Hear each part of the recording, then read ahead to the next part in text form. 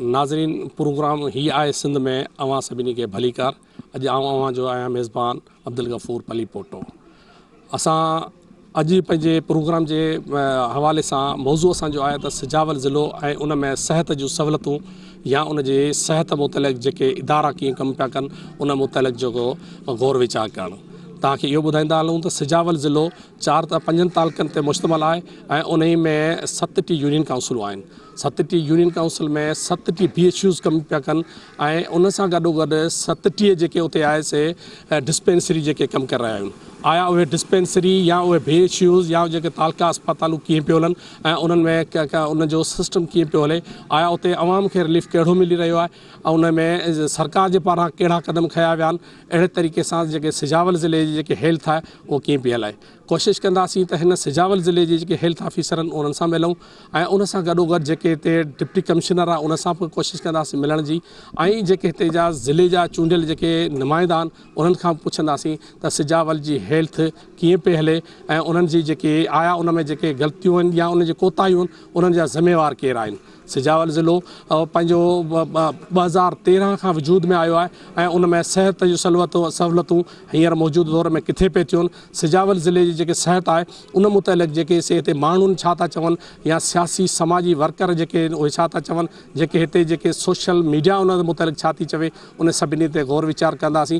हिन प्रोग्राम खे में असां कोशिशि कंदासीं त जेके बि जेके इदारा ते करे रहिया आहिनि सिजावल ज़िले में मुख़्तलिफ़ जेके NGOs जे सेक्टर हेल्थ ते कमु कयो उन्हनि खे कवर करण जी कोशिशि कंदासीं। अहिड़े तरीक़े सां अॼु जो ई प्रोग्राम जो मौज़ू सिजावल जी हेल्थ ऐं उन मुतलिक़ गौर वीचार कंदासीं। नाज़रीन हिन टाइम ते असां मौजूदु आहियूं सिजावल शहर में ऐं हिते जे सिजावल जे शहर जे समाजी सरगर्मियुनि सां गॾोगॾु ऐं PP शहीद भुट्टो जो अॻवान निसार अहमद मेमण साहिबु हिते मौजूदु आहे।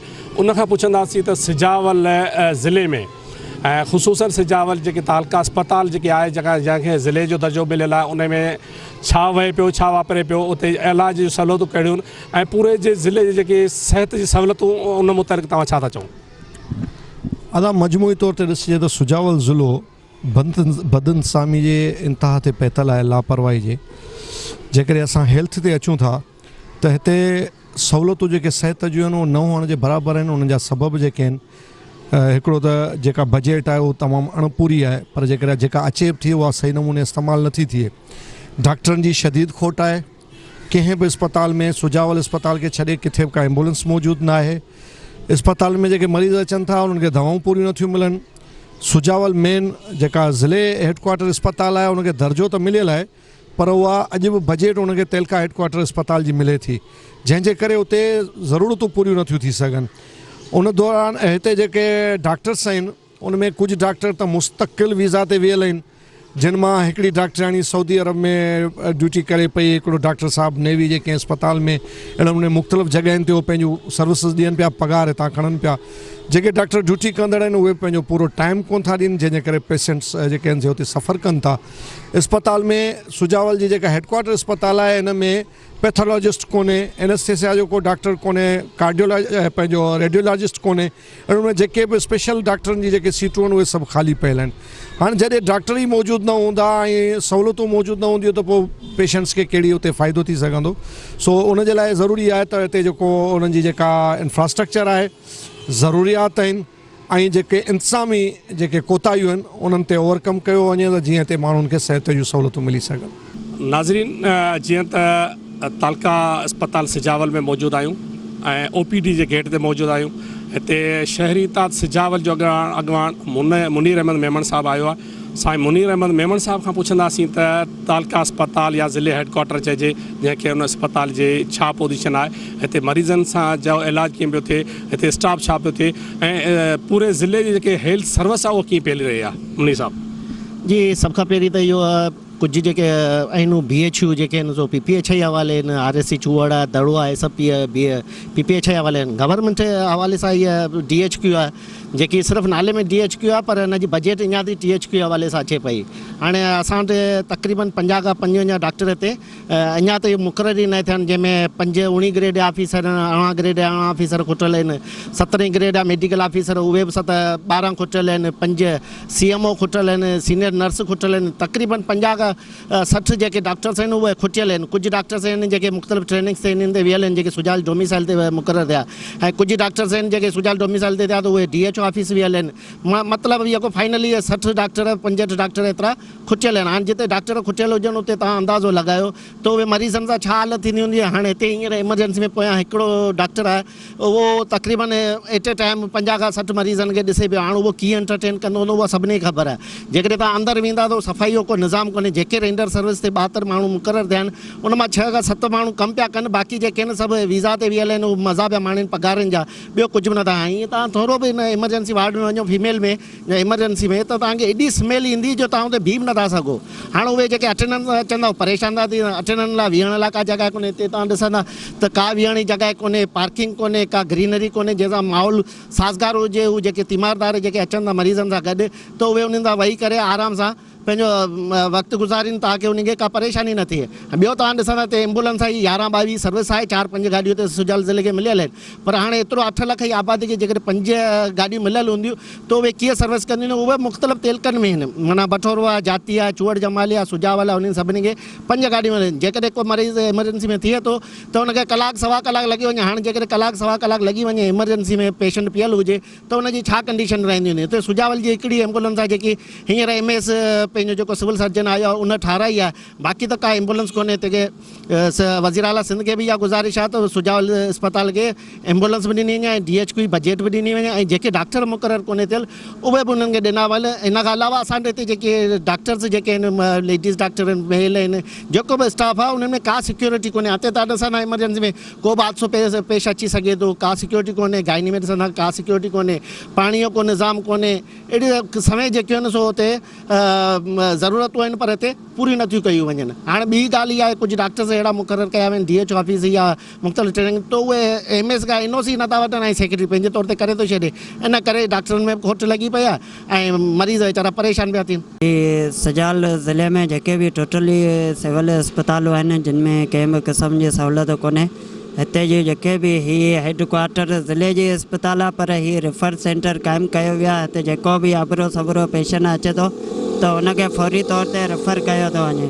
तंहिं करे हिन में कंहिं बि क़िस्म जी सहूलियत कोन्हे। आई मेजर ऑपरेशन कोन था थियनि। गाइनी वार्ड जी हालत तव्हां ॾिसो, हुते बि कंहिं बि क़िस्म जी सहूलियत कोन्हे आई। हिन वक़्तु असीं तेलके अस्पताल ते मौजूदु आहियूं। तव्हां पंहिंजी अखियुनि सां ॾिसी रहिया आहियो जिथे डॉक्टरी सीट हिन टाइम ते बि डॉक्टर मौजूदु कोन्हे। हिते जा असांजा बोर्ड जा 27 जेका माण्हू आहिनि उहे हुते अचनि था, उनखे का बि सहूलियत कोन्हे। न दवा थी मिले, न डॉक्टर मौजूदु आहिनि। इहो ई रेफर लेटर आहे। ऐं जेका हिते जा ग़रीब मिस्किन मारूड़ आहिनि उहे मेडिकल स्टोर तां ॿाहिरां दवा वठण ते मजबूर आहिनि। हेॾी वॾी तेलका अस्पताल आहे जंहिंमें अल्ट्रासाउंड न आहे, का बि टेस्ट वग़ैरह जो को बि सिस्टम आहे ई कोन्हे। हिते जेका ग़रीब मिस्किन माण्हू आहिनि उहे ॾाढा परेशान आहिनि। तव्हां पाण ॾिसो टाइम छा थी चुको आहे, अञा तक हिते डॉक्टर को मौजूदु कोन्हे ऐं हिते जा मरीज़ आहिनि उहे सख़्तु परेशान आहिनि। हीअ हेॾी वॾी तेलका अस्पताल आहे। खुदारा हिकु नज़र हिन तेलका अस्पताल ते बि ॾियो। जेकी हीअ तेलका अस्पताल असांजी साहेली पट्टी जा ग़रीब मिस्किन मारोड़ अचनि था, उहे केॾो मोह ॾेई रहिया आहिनि। न डॉक्टर मौजूदु आहिनि, न का सहूलियत मौजूदु आहे, सहूलियतूं अणिलभ आहिनि, का दवा मौजूदु कोन्हे। पेनाडोल गोरी ॿाहिरां वठणी थी पए। हितां सिर्फ़ु इहे डॉक्टर जेका एमरजेंसी अचे थी उनखे डॉक्टर रिफर करे, जे डॉक्टर हुजे त उहे हिते जा जेका कंपाउंडर आहिनि वीचारा सिविल प्राइवेट उहे ई कम खे हलाए रहिया आहिनि। तेलका अस्पताल में का बि सहूलियत कोन्हे आई। तो शुक्रगुज़ार आहियां आवाज़ TV वारनि जो जिन वक़्तु बाय वक़्तु जेको सो हिते मारूड़नि ऐं ग़रीबनि जी सार लधी आहे। तेलका अस्पताल जाती ते ही वॾी हिकु तेलका अस्पताल जाती आहे ज़िले सुजावल जी ऐं तेलको जाती जी हिकु वॾी अस्पताल आहे जिते मौत जो खूह बणिजी चुको आहे। ऐं हिते न पेनाडोल गोरी आहे ऐं न जेको सो अल्ट्रासाउंड हिते जेको सो फराहम कयो वियो आहे। ऐं ग़रीब मारूड़नि खे ॾुखनि दर्दनि खां सवाइ त कुझु बि न मिलियो आहे।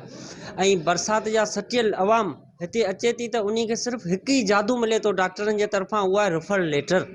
जेको भले मथे जो सूरु हुजे या बुखार वारो हुजे उनखे ठटो कराची ईअं रेफर डॉक्टर करे छॾंदा आहिनि जीअं जहिड़ो कर हुन लाइ का वॾी ॻाल्हि थी वई। पर इहो न सोचींदा आहिनि त ग़रीब अवाम जेको पेरनि उगाड़ो परे परे खां अचनि था। हीउ दरिया जो इलाइक़ो आहे, उतां मारूड़ा बरसाति में सटिजी पिए अचनि था। उन्हनि खे हिकु पेनाडोल मैसर न पई थिए ऐं न अल्ट्रासाउंड आहे, न ACG आहे। हिते का बि अहिड़ी सहूलियत न आहे जिते मरीज़नि खे रिलीफ मिली सघे। कल्ह खां वठी माण्हू खे गुस्सो थियो आहे त सुबुह ते पहुतो आहियां 8-9 जो टाइम थियो आहे। अञा त उहो डॉक्टर मौजूदु न आहे, होॾां मोकिलीनि, होॾां दवा कोन्हे, बाज़ार खां वञी वठि, हीअं कर हूअं कर। ग़रीब माण्हू 5 रुपया न आहिनि, वॾी परेशानी आहे। भला कहिड़ो हिसाबु आहे, छाजे लाइ हिते डॉक्टर बि न आहे, का शइ न आहे, असां छा करियूं। असांखे बाबा 2-3 कलाक थी गुज़रिया आहिनि, पर अञा हिते मौजूदु का बि शइ न दवा ॾिठी आहे न डॉक्टर ॾिठो आहे। ॾाढा परेशान तंग आहियूं गरीब माण्हू मारू। टीवी वारनि जो इंतहाई शुक्रगुज़ार आहियां जिन वक़्तनि वक़्तु ऐं ग़रीब माण्हुनि जी मालिकी कई आहे। असीं हिते तिलका अस्पताल जाती में अॼु मौजूदु आहियूं ऐं आऊं समाजी वर्कर जे हिसाब सां जेको चवण थो चाहियां त हेॾी सारी तिलके जी हेड ऑफिस आहे ऐं हेडक्वार्टर आहे। हिन में न का पेनाडोल गोरी आहे, न का हिते अहिड़ी का इंजेक्शन आहे जेको पेन या दर्द जी सूर जी जेको माण्हू परे परे खां 12 ॾींहंनि खां अचंदा, साइली इलाइक़ो आहे।